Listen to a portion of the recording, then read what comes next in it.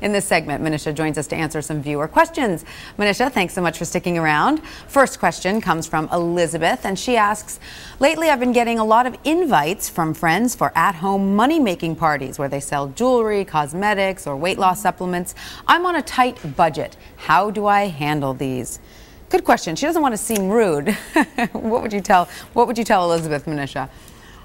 So, Elizabeth, truth is the best disinfectant. I literally recommend saying something like, Mary Jane, I'd love to come, but I'm on a tight budget and I'm not going to be able to buy anything. So I wanted to give you the opportunity to offer my invitation to somebody else who might be able to. Or, Betty Sue, I love you, but I'm on a tight budget right now and I just can't be around temptation. And while that may seem a little awkward, there's actually a silver lining in that by putting that out there so honestly, you may help other friends who are in a similar situation. You can be a trailblazer. Great advice. Great. I love the way you put that. Very, very diplomatic. All right, Manisha, here's a question from Gregory, and he asks, my mom has some money saved up for the short term and was wondering if she should put it in bond funds since they are safer and yield more than CDs. Manisha, what would you say to Gregory about that investment advice? Gregory, so this is a common misperception that bond funds are safe.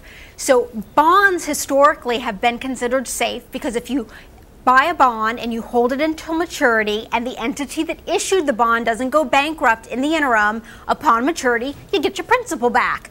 But bond funds are different. They're a collection of little bonds, and you don't own the underlying bonds. You own a piece of the fund.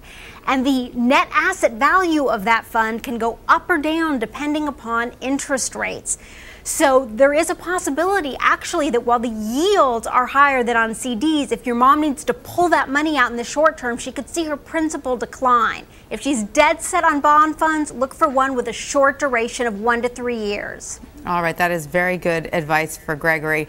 Melissa sends in her question asking, my husband and I found our dream house and we qualify for a mortgage. Hooray! However, there is a 50-50 chance we may have to move for work in the next 3 years. Is it okay to buy it? Oh, it sounds very tempting. Oh, Melissa, I wish I could say yes, but honestly, if I were you guys, I wouldn't do it. And this is the reason. The costs associated with buying and selling a home can easily add up to 10% of the purchase price. So unless you are absolutely positive that that house is going to appreciate 10% over that short time period that you might be there, or you're willing to take a loss on the house, I would recommend not buying right now. You know, so many people are not aware of how expensive it is to buy just in terms of the costs associated with buying, which have nothing to do with the cost of the property. Exactly. I mean, and when you literally add them up, the closing costs and then the commission on the sell side of the equation, it pretty much comes to about 10%. Yeah, another argument to rent for the short term if you're not sure you're going to be there for the long term. All right, here's a question from Anderson, and he asks, can a spender ever really become a saver? What do you think, Manisha? Can we change our characters?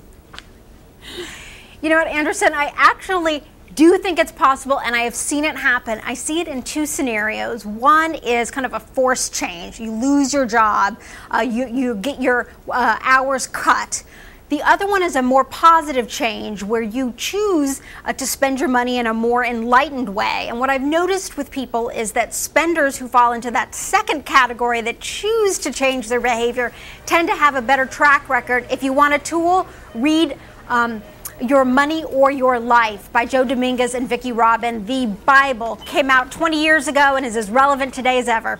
That is good news, Anderson. You can change your ways.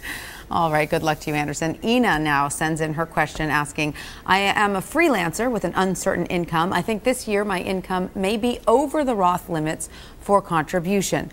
What should I do? What do you think, Manisha? Well, Ina, first, high five yourself for having such a strong income that you're bumping up against that limit, which is $105,000 for a full contribution if you're single. $120,000 is the maximum on the phase out. If you're married filing jointly, those limits are $167,000 for the full contribution and $177,000 on the phase out. You know, my advice is very conservative. If you're that close to the threshold, I would suggest tucking away in a savings account any money that you would have contributed to the IRA for this year, and then waiting until the end of the year and seeing what your income amounted to. If it's below the Roth, you have until April 15th of the following year to make the contribution for this calendar year. The reason I suggest waiting is that if you contribute to the Roth and then your income exceeds, there will be penalties associated with that. And that's why I prefer the slightly more conservative path of waiting and seeing for sure what you earn this year. All right, Manisha, thank you so very much for taking the time to answer our viewer questions today. Great answers to all of those questions. Great to be here, Tanya. We'll see you soon. And if you would like to submit a question, just go to our website at abcnews.com. Click on the Money page to ask our team of personal finance experts your questions, and we'll do our very best to answer them right here on Good Money. ABC News Now. Good to know.